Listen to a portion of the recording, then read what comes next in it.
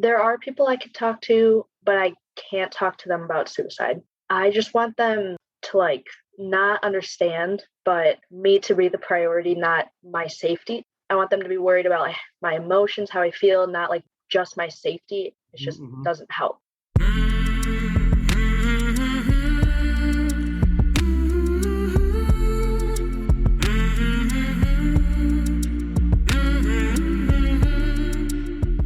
Hey there, my name is Sean, and this is Suicide Noted. On this podcast, I talk with suicide attempt survivors so that we can hear their stories. Every year around the world, millions of people try to take their own lives, and we almost never talk about it. And when we do talk about it, many of us, including me, well, we're not very good at it. So, one of my goals with this podcast is to have more conversations and hopefully better conversations with attempt survivors. And I want to thank everybody who has joined me here on this podcast since we launched in July of 2020. Thank you for being so open and honest. I really do appreciate it. And of course, to everybody who listens, we appreciate your support however you give it. If you are a suicide attempt survivor and you'd like to talk, please reach out. hello@suicidenoted.com, on Facebook or Twitter @SuicideNoted. And you can also leave us a recorded message. This is something we just added. I'm trying to figure this stuff out. I know I'm almost 2 years in, but I'm a one-man show. Speakpipe.com/SuicideNoted. I've put a link in the show notes. Leave us a message. Tell us what you think of the show. If you have a question, a comment, an idea, we would love to hear from you. And of course, we would also appreciate if you let people know about the podcast, share it on social media. If you listen on Apple, please rate and review it. It helps a lot. It really does. Helps people find the podcast, and we want more people to find the podcast. We do. So thank you very, very much. And finally, we aren't talking about suicide on this podcast, so please take that into account before you listen. But I do hope you listen, because as I've learned, there is so much to learn. Today I am talking with Miles. Miles lives up in Michigan, and he is a suicide attempt survivor. Miles, thanks for meeting with me. Thanks for reaching out. Yeah, of course. All right, and you're in Michigan? Yeah, Oxford, Michigan. Oxford, where's that? North of Detroit, 45 minutes. You like it there? Yeah, I do. It's a nice place. Yeah, until the shooting happened. Right. That'll probably be part of our conversation. Probably. It's interesting. In the last couple of months, I think I've had a few conversations with people in Michigan. It's probably a coincidence, but I don't know. Maybe something's going on in Michigan. Yeah, maybe something. Yeah. So you've probably heard the podcast, at least 1 or 2 episodes, right? Quite a few. Well, cool. I appreciate that. You know that I'm insatiably curious about why people want to talk about this thing that most people don't want to talk about, in addition to how they found the podcast. So where do you want to start this thing? Why in the world, Miles, would you talk about something that nobody wants to talk about? I found this podcast when I was super low. I just found it super comforting listening to people's stories. It was healing. So I kind of wanted to do the same for others. I just wanted to share my story, see if anyone can relate to it in any way. That's kind of why I reached out. Hope that some of my families or friends, they listen to it and can be a little more educated on the topic and open the conversation about it. So you have family and friends that know that you're talking with me for this podcast? Yeah, a few of them. I was going to tell my parents after I do it to see how it goes. Sure. And then you will let them know. And so do you think, in a way, having a conversation will help them in a way that you couldn't necessarily communicate with them directly? That was a really weird question. No, I know exactly what you're saying. Yeah. I can't say it to their face, but this will be a lot easier. All right. Interesting. Okay. Well, cool. I appreciate, again, you doing it. And I do think there will be people, your family, friends, others that will hear it. And I could never do this if I didn't think it was helping people. So yeah. All right. No one gives a shit about what I think, Miles. They care about you. So this is always one of the more challenging parts, is where does the story begin? Okay. I would say it started when I was 15. So not too long ago, because I'm 19 now. I was in gymnastics. So that was a lot of stress. And I loved it up until that time. I moved gyms, was trying really hard to fit in. I started recruiting for colleges, started looking into colleges, and I was a freshman. And I was dealing with some like identity crisis. Like I was trying to figure out my sexual orientation. So Hmm. all of that piled together, I was just super stressed, didn't know how to handle it. So it was to the point where like I was crying at practice every day. I hated it. I hated like every single day, school, gymnastics. So then I started to self harm, hid that from my parents, and then they found out, and that didn't go too well. And then eventually I got suicidal, and I told one of my friends. She told my coach, and then she told my parents, and then it just kind of blew up. So then a week later, I ended up just quitting gymnastics. So that's where it kind of started because I just threatened suicide. Mm. At 15 years old, you're like a high level gymnast to Mhm. the point where you're looking already at colleges to attend as a gymnast. Yeah, correct. All right. So you were fucking good. Kind of. Okay. And then you're dealing with the stress of that. And if I get my words or my wording wrong, I apologize. Sexual identity, Hmm. right? And you start to self-harm. You said though in that process at some point you started to, I believe it was, you hated every day. Hmm. Like Yeah. in that time, and you may not be able to answer this, what does that feel like to hate every day? Yeah, I just didn't want to live that life anymore. And Mm, I was so young, I didn't know anything else. I thought that's all that life was going to be: wake up, go to school, do gymnastics, go to sleep. So mm. I just need a way out. That's kind of what I felt like. Start to self-harm, Hmm. people notice, and at some point you threaten or you say, I'm suicidal. Yeah, I told my friend, like I kind of looked at her at practice and was like, I think this is my last day. And she's like, what do you mean? And I was like Mm. on Earth. And then so she got super worried. Yeah. So then I went home to my parents and talked about it. And that was probably one of like the hardest things because they were super worried. So yeah. Were they worried? Yep. And parents, no judgments, but were they kind of freak out or what's the Yeah, they kind of plan? freaked out. But one thing that they did say is that when I got home, they're like, do you really know what you're saying? So Mhm. like it kind of like it felt invalidating because I felt like they thought I was just saying it for attention, or so that kind of hurt. Mm-hmm. When you said that in that day in practice, when you said it was my last day on earth, and this is one of Sean's weird questions, I know that. But the question is, did you mean it? I thought I did back then. Did you have a plan? Not, it wasn't very detailed, but I was just thinking pills. And I Mhm. know those don't usually work, so that was not like the best idea, but that was my plan. Okay. So what happens after that? So I believe you're still in high school, right? Hmm. And Yeah. what happens as that kind of journey continues?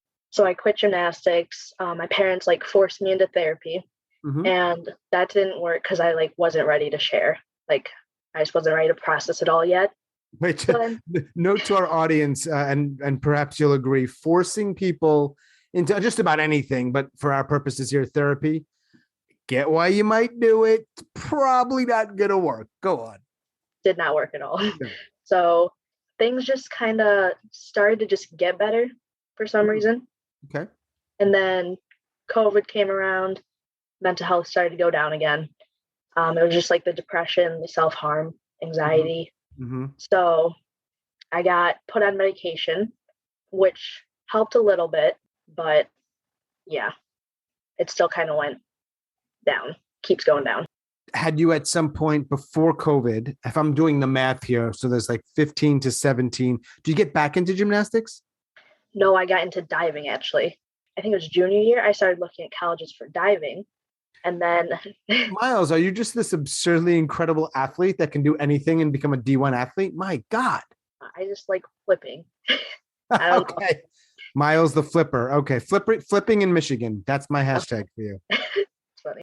But yeah, so then I committed to Grand Valley State University. And then ended up going there in the fall, which was just last fall. And then that's where my first suicide attempt happened. Gymnastics, diving, COVID happens. You're on the medication, things are hard. And then last year, when that's happening in the middle of COVID, you go to Grand Valley State U, home Yeah, of the Lakers. don't love it. No, I don't either. Not love it. What kind of mascot do you have? Like a big blobby It was like lake? a big person. It was like a big bobblehead person. It was kind of weird. It's hard to get behind that. Wow. So and this is in person. This is not virtual. Oh yeah, yeah. It was in person. I was on campus and everything. And how far is that from Oxford? 2.5 hours. All right. So you're a freshman. You were a Laker. Yep. Are you a flipper? Yeah. You're on. Yeah. You're on. What's the word? Scholarship. I'm not on scholarship for the first year. Okay. So take us through however you want to sort of share it. The suicide attempt. What happens? That fall, I was like super happy. Like I made a bunch of friends, loved school, loved diving, but just somewhere between the semesters, I just had like a mental breakdown. Mm. I guess I don't know how else to put it. I was just overwhelmed. One day I had suicidal ideations, and those are like pretty normal for me. It's like a daily thing. So I just kind of let it go. But then that night came and we were just like, it was a Friday night. We were just having fun, doing what like college students do. And then I got super intoxicated, walked home, and tried to like end my life through cutting. But it didn't work because I was intoxicated, didn't really plan it out well. So the question that I'm not supposed to ask, and I know it's such a hard one to even try to answer, like, do you know why you did that? I think it's because I didn't see a point in anything. Mm-hmm. And I was also starting to struggle with my like gender. So that was like super hard. I felt like I was living like a double life, so to say. So it was hard. Yeah. And but yet you say you had friends. Mm-hmm.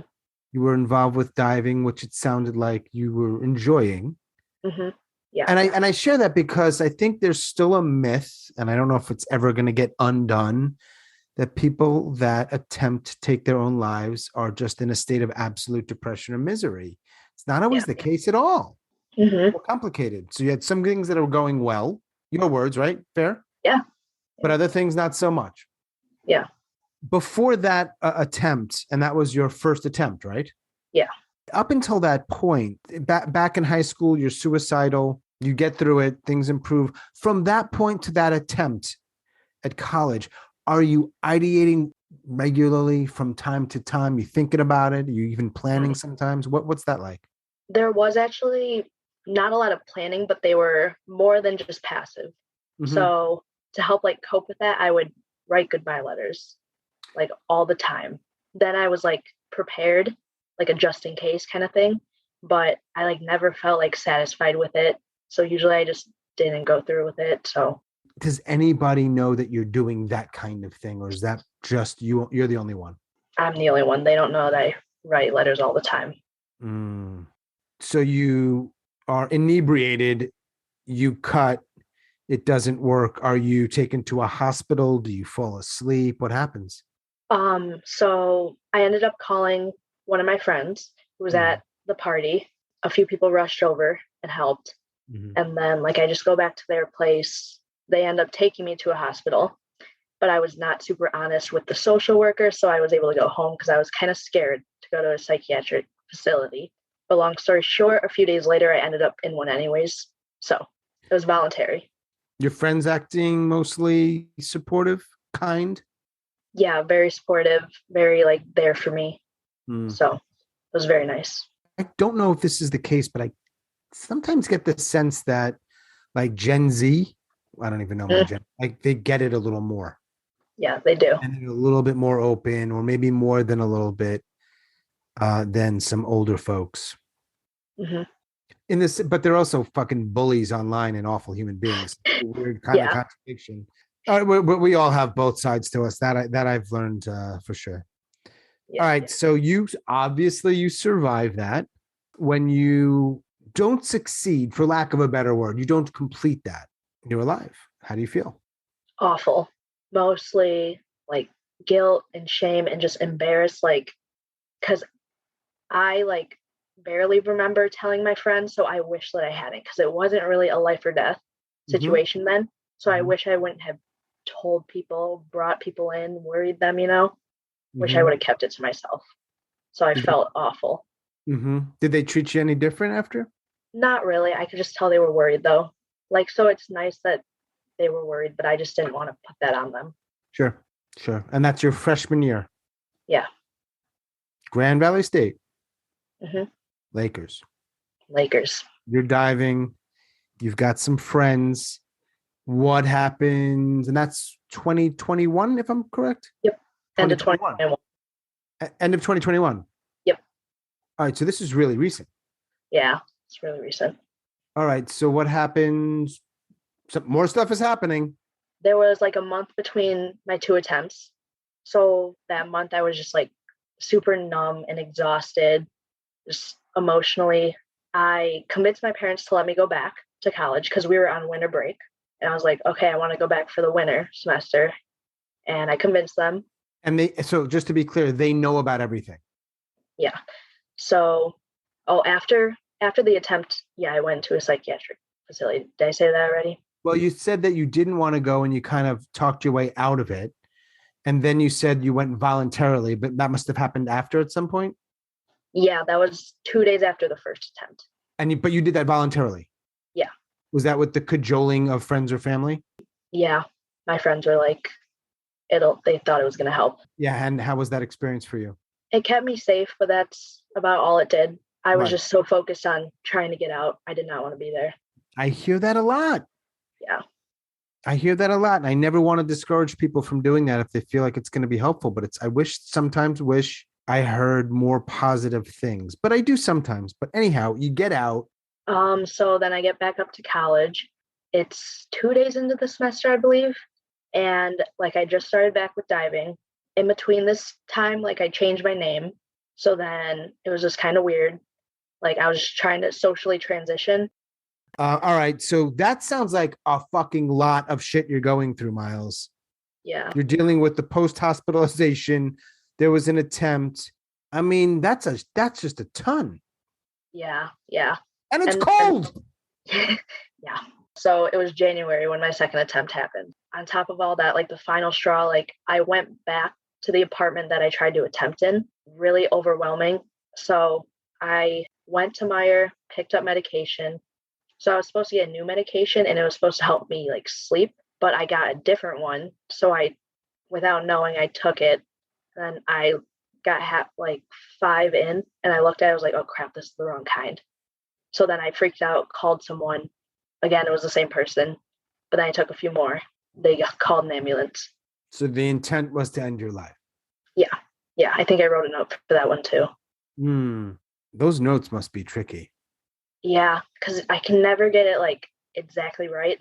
Sure. There's so much I want to say, but I just can't get it in a piece of paper, Right. All right. So the ambulance comes. What do they do? Do they do some charcoal? No, they did not. I did not take enough. So it was kind of a shitty attempt again, like the first one. That's how you want to call it. Sure. Yep. Okay. Do you beat yourself up over that?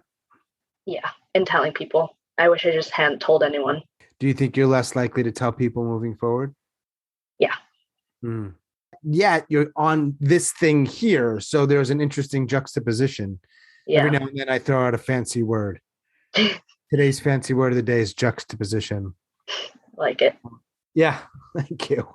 And do you stay in school or do you say, I got to take some time? I dropped out for that semester. Yeah. So just go back for a sec. Who learns about your second attempt? And when I ask that, I mean friends, family, and coaches too, because they have to be a big part of your life. Mm-hmm. So I told my friend and they told my coaches immediately. They had to. Before the ambulance came, I called my mom and dad. And I was just like, I just tried to take some pills. I'm going to go to the hospital right now. I'll let you know when I'm out, basically. And then you were done. You came home.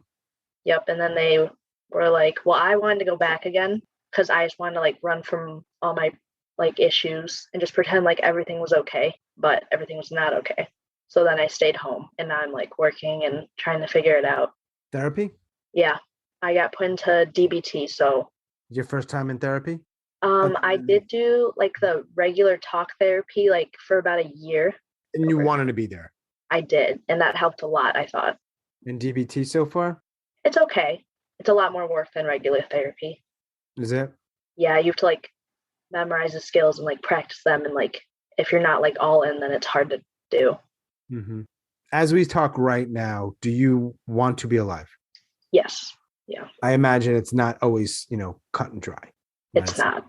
It's not. Do you ideate regularly in the last, let's say, 3 months since your last attempt?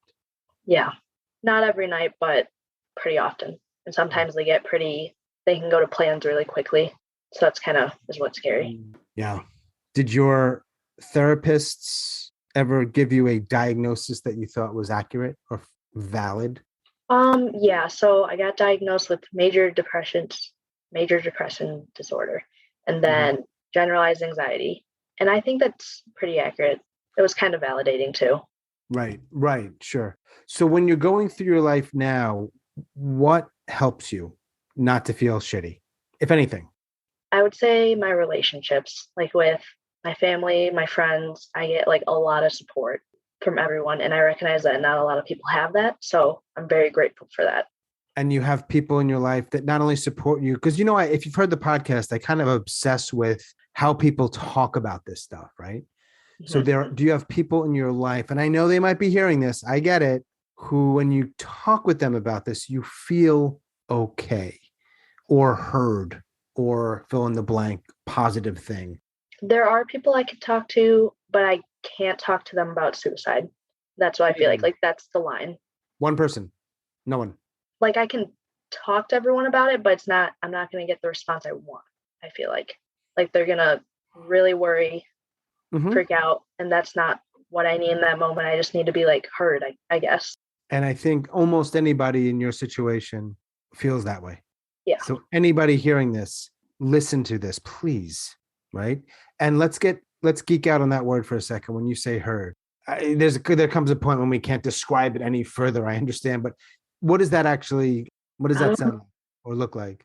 I just want them to like not understand, but I don't know, like me to be the priority, not my safety. Does that make sense? Like I want them to be worried about like, my emotions, how I feel, not like just my safety and like if it's on them. Mm-hmm. Because I think if I tell them they don't do anything, like it's on them if I die, which I don't want them to feel like that. I don't know how to fix that, but it just Mm-hmm. doesn't help. Yeah, that does make sense. Yes, at least to me. Yes. So if nobody's around, because you're saying, and I asked the question about what helps in your relationships, but you're alone. For whatever reason, you're in your room or whatever you're doing. Music, anything, drinking, drugging. That's what some people do. Self harm used to help. Drinking used to help. Not anymore. Nothing seems to help. Just distracting, I guess, maybe. So my phone, Sure. that's only helped so much. What is your preferred social media app? TikTok. Say it. TikTok. Say it. TikTok. Yeah. Now, at some point in the very recent past, you put the word suicide in probably Spotify or Apple. Those are the two big Yeah, ones. Spotify. And I think you shared with me a little bit via email and a little bit when we first started talking, but I'm so curious why people put that word in there. I was like super, super low. It was like a month ago. Okay. And I think I was very close to like, if I would have tried, I would have completed it. I think I was very close because I just really did not want to be alive. Support wasn't helping, like relationships, therapy, Mm-hmm. nothing seemed to help. Thinking about the future, Mm-hmm. So I like put suicide into the search bar and found your podcast. And it actually was the only thing that helped in that moment. So I wonder why that is, because there are other podcasts and people talk, and I just wonder what it is. I have some ideas, and I'm glad for it when I hear stuff like that. But are you on meds? I am. Yeah. Do you think they're doing anything? A little bit. Yeah. I'm still like switching them around pretty often, trying to figure out the right combination. So it's kind of hard. Such a pain in the ass, right? It is. Question for you that might feel quite tangential. Tangential. Okay. Another word. Big word. I can't help but think about you are a gymnast, or you were, in the state of Michigan. And I am Yeah. aware of what has happened in the last number of years. Mhm. Everybody is, well, most people are. Did that impact you at all? Not me directly, Mhm. but like some teammates. So yeah, that was kind of hard. Yeah, and that might sound unrelated, but all of this stuff in some ways is connected, but perhaps that's a stretch. Yeah. It just impacted the whole gymnastics culture though, for sure. Yeah. And now I coach too, so that affected it too. When did you start coaching? Right after I quit gymnastics. Oh, okay. So you've been doing that for a while. What ages do you coach? All ages, like 5 to teenagers. So some people are like your age or close to your age. Yeah, not quite this old, but So old. Do you like it? I do. I love it. Are you good at it? I'm trying to, I want to be good at it. Mm, I'm trying to, I don't know, there's so much to coaching that I did not realize there was. Like, there's planning, mm. there's a lot to it that I Head didn't stuff. realize. hmm Yeah, it's hard. To be really good is really hard. Yeah. hmm It's hard to figure that out until you try to do it. Yeah. Same for teaching. I mean, they're obviously very similar, but you know, when you're a kid, you're like teachers, blah, blah, and you're like, you try to do it, you're like, shit, Like, that's hard. that's hard. Whatever they did, they're good at that. So we're in March 2022, which is crazy, by the way. hmm I know people don't like when I use that word, but whatever, it's my fucking show. What's gonna happen to you? I don't know. I'm trying to figure it out still.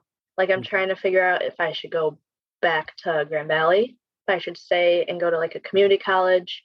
Yeah, just what I'm going to do with my life now. Like, I have no idea. Is that unsettling, or is there a way to embrace that, or is that like you freaking No, out? it's very unsettling. Right. Yeah, it's like a constant worry. Do you want to share with me a little bit about what happened to I believe it was your sister, and how that affected you? Yeah, so that happened November 30th or 31st, and my attempt was 2 weeks later. So I think it had a little bit of an impact just because I was so like worried and tired for my sister. So I found out I was like sitting in my dorm, and then I'm in a group chat with my sister and her friend and my friend. The friend texted and was like, Elena, are you okay? Which is my sister. And then she was like, yeah, I'm okay. Like, are you? And I was like, what's going on? And then they said like there's an active shooter. And I didn't know why I didn't believe them, but I was like, there's no way. Like, there's no This way. was So I, like, so this was like real time. yeah, like it was like I was texting them as it was happening. And I didn't realize it until like I called my mom and she's like, I don't know what's happening. And then we finally saw on the news like a couple minutes later, like there were helicopters outside of Oxford High School. And they were like live streaming. So Mm, like I didn't realize the gravity of the situation until I saw that. wow. So she's okay. How many years younger is she? 2 years younger, 17. She's 17. Forgive me for my ignorance, but how many people died there, if any? 4. I don't excuse myself for not knowing, but that does reflect it's not that uncommon. hmm Absurdly, Yep. this happens from time to time, and you almost are like another one. Fucking nuts, man. Yeah. I'm glad that your sister's okay. Did she lose anybody that she was friends with or that she knew? She was friends with one of the siblings that died. Fuck. Yeah. Mm. So, you know, one of the questions I sometimes ask is around myths, Okay. Yeah. MYTH, like what do you want to call bullshit on, if anything? And yeah, I'd like to hear that if you have any. I know a lot of people talk about it, but that's selfish. I Mm-hmm. think that if you haven't really been in that situation, you like don't have room to talk about if it's selfish or not.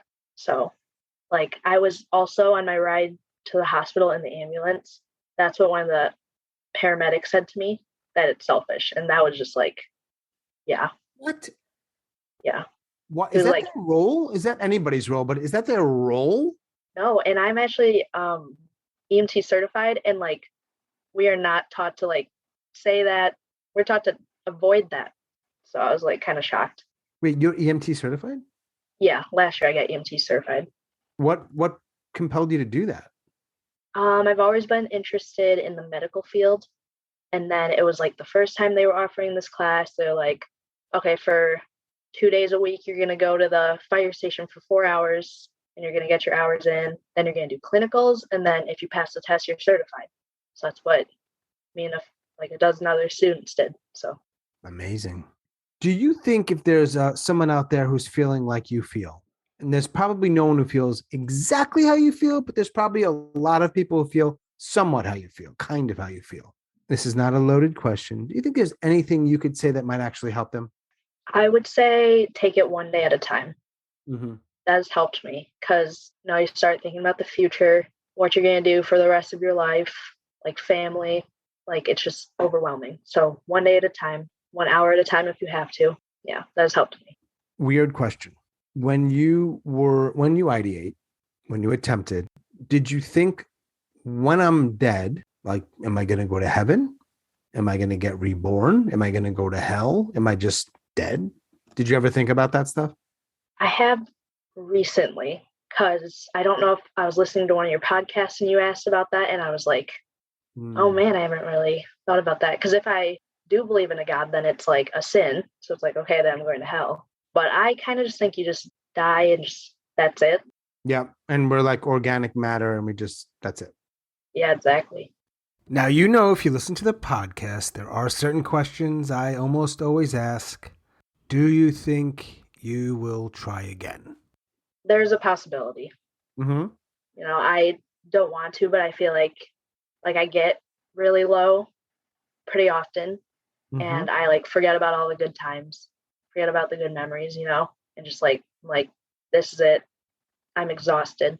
I've been fighting for like too long, I feel like. And I know it's only been like 3 years, but it's felt like a decade. Like it's just exhausting. Is it? Yeah. When you Yeah. say exhausting, I mean physically, not otherwise. Mentally. It's like the constant like war in your head Mm. and it's just like a heavy weight, it just yeah. Now, didn't you also share that you fix lawnmowers? Yeah, How I do. random is that? Very random. So my neighbor actually like works for the company and he was like, come work for me. So that's just how I got a second job because I need to save up for college if I go back. So yeah, I build lawnmowers and I coach gymnastics. My polar opposites. Do you think there's anybody else, and I mean this, in the world of 7 billion people or whatever it is, that has those two jobs? I doubt it. I Those doubt are it. weird jobs. You might be the only human who coaches gymnastics and builds lawnmowers. Yeah, it's funny. There's just one person, you. What's the odds of that? How weird. How random. I want to ask it, but I'm not sure how to frame it. To what degree your gender or sexual identity has played a role in this? Is that a too broad of a question? No, it's not. I think it's played a pretty big role. Like when the very first time I like threatened suicide, like I was figuring out that like I liked girls. Mm-hmm. And then the first attempt, like the actual attempt, I was figuring out that I was a guy. So it was just like kind of all surrounded Yeah. by that too. It was like in the mix. Wow. And are you feeling decent about that right now? Yeah. Yeah. I'm actually starting to medical transition soon. So like starting hormones and stuff. So that'll be like a big step. That's a huge step. Are you worried? Are you scared? I'm a little worried. Yeah. I just want to make sure I'm ready because it's Mm-hmm. like a big change. And I want to make sure like my family's ready and supportive. And I think my friends are like, they're on board, but Mm. I just want to get my family on the same page. So it's two parents, one sister? Parents, two younger sisters, one older brother. Okay. How are they supportive? I mean, some might be and some might not be, but are they supportive of that? My sister's very supportive. My parents love me no matter what. They said that, but they're having a hard time with it, which I understand. Mm-hmm. Like for their whole life, they've seen me as their daughter and they adopted me as their daughter. So it's like, Well, you were adopted. yeah, How old were you when you were adopted? 11 months. So not old, but enough to cause an impact, I think. Are you the only adopted child? The 17-year-old sister, she's adopted from China too. We're not biologically related, but we're both adopted from China. So Oh, that's where you were born, China? yeah, Do you think that's had any impact on this? it has. And so my parents think that it has an impact on like my gender identity because in China, usually they gave up the girls and they would keep the guys, basically. They wanted a guy. So they think like that's kind of what it is. But I think it's like the opposite because I think it's like really far fetched and weird. But I think that like when my mom like gave me up, like she saw that there was something wrong with me. There was going to be something wrong, like mental health. Like I've been struggling with. Like I was gay, And then now I'm like trans. Mm. So I was like, maybe she just knew. And she was just like, I don't know. It's like crazy. I know it's not possible, but I think anything's possible. yeah, that's just what I think. So I have a hard time with that, just thinking that she thought there was a problem. And you'll never get to ask her. No. You've been through a lot, Miles. I think it's what's the word I'm looking for here? I just always admire people who, I guess, fight, they just stick it out. And I don't judge people who don't Mm-hmm. fight. And if you've heard the podcast, I'm a believer in choice. Yeah. And some people make that choice, but it does sound like it's been really hard. And like you said, your words, it's tiring. Yeah. Yeah. Very. Yeah. What else would you like to share? Because I do enjoy talking with you and I'm really grateful. Yeah, I don't think I have anything else except for just that struggling with self-harm had a big impact on my suicidal ideations and attempts that like led to them, I think. The cutting? Yeah, that makes sense. Can you expound on that a tiny bit more? Because I would think, yeah, I'll leave it at that. So basically I have like kind of like decided that if I do take my life, I want it to be by cutting. So the pills was like impulsive, but because I feel like it's taken up so much of my life and it's like, it sounds very like graphic. You slowly die with that. So then I'll die with no regrets versus like a gunshot. Like I could pull the trigger and regret it. But like if I start bleeding out, I could call someone if I start to regret it. Like I want to go with like no regrets. Kind of dark and yeah. I don't see it as dark, but I get it. Yeah, I mean, sure. That makes sense. Yeah. I wouldn't want regrets either. And I've got a ton of them. Yeah. Do you think, is that one of the things that worries you, is that as you get older, this is going to be a tricky way I don't know how to frame this because it's something that's present in my life, but I don't know how to put it in words. Like I know, for example, in 5 years, I'm going to regret something that I haven't even done yet. Okay. I know in 5 years, I'm going to look back at next year. Yeah. Because I've seen enough of a pattern. Obviously, I'm older than you, where like it's not just regrets, but it's just feeling shitty about my life then. And there's no real reason for me to think magically, even though this brings me joy or at least some meaning, that it's going to change profoundly. And it's a weird space to be in, to know that, or be the really high likelihood that for the rest of this year, I will then regret it. Does that make sense? Yeah. A little bit. A little bit. I knew it would be hard to, but it's a strange dynamic, and I could see, yeah, can be challenging. So you mentioned to me that you've done coaching and that you fix lawnmowers or build lawnmowers and that you're an EMT. I didn't ask you, did you have a major chosen? Yeah, I wanted to do nursing. Medical field. Yes, I want to do ER nursing specifically. I like the emergency side, so it goes along with the EMT. It does. And you're still planning to do that? I don't know. If I go back to school, yeah, I'd like to do nursing. I have to get back to school first. Lakers? Maybe not. We don't know. I'd like to be a Laker, but no. Still not a great mascot, but okay. No, it's not. No. Thank you. Appreciate your time and you sharing. I hope that those people that hear this, and there are some people out there that you said might, family, friends, others. I don't know. I actually don't know what I hope, but I hope that whatever you want for it happens. Thank you. Yeah. Stay well or as well as you can, please. Thank you so much. All right, Miles. Have a good day. All right. You too. Bye. Ciao.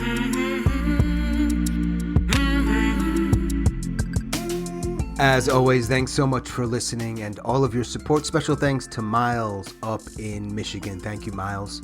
If you are a suicide attempt survivor and you'd like to talk, please reach out. hello@suicidenoted.com or on Facebook or Twitter @suicidenoted. You can also now leave us a recorded message. I've put the link in the show notes. speakpipe.com/suicide noted. We would love to hear your thoughts, your ideas, your questions, your comments. And that is all for episode number 110. Stay strong. Do the best you can. I'll talk to you soon.